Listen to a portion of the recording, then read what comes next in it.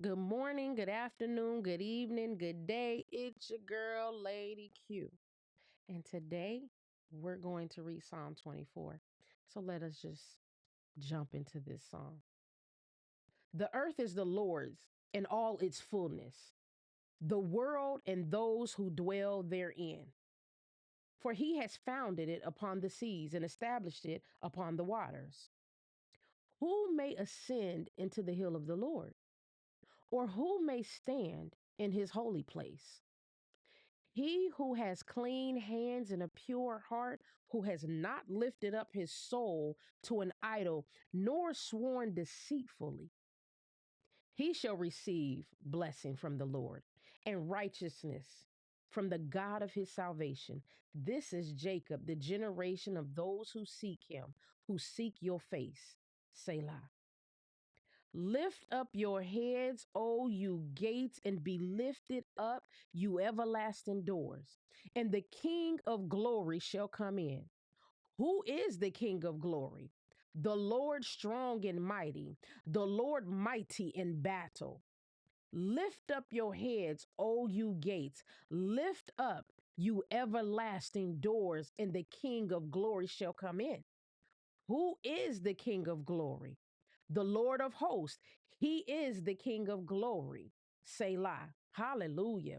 That when we read in Psalm 24, it lets us know that the earth is the Lord's and everything that is within it, everything that the Lord has created. It's the fullness in the earth that is His as well. He established it, He formed it, He created it, He made it, He put everything in its place. And when He put everything in its place, everything serves a purpose.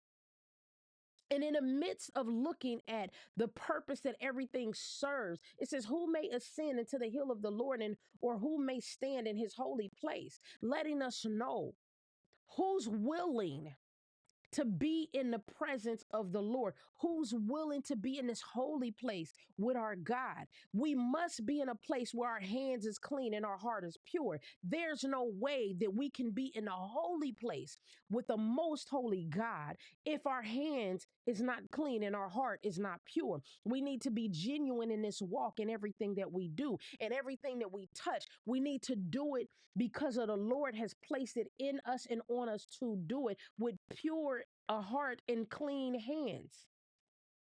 And we have to be in a space where we're not worshiping idols.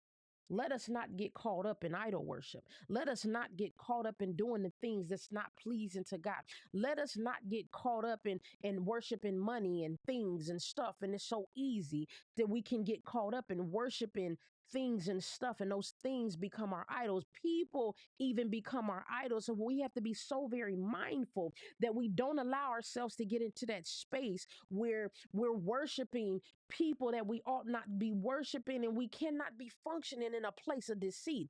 How can we worship the Lord in a holy place, a holy God, but yet and still everything inside of us and what we're doing and touching is not holy? We have to make sure that even in our thinking, that we're thinking the things that are holy, that we may receive his blessings, because understanding that righteousness only comes from God. There's no way that man can give us righteousness. So when we understand that righteousness comes from God and it's only God that extends salvation, then we have to be in a space where we lifting up our heads unto him. We got to understand who we are in him and who he is in us and how we are to function when it comes to the things of God in our entire life. The whole totality of our life has to be that in which is pleasing to God, that we can lift him up, that we can look to him in everything that we're doing. And it says, and the King of glory shall come in.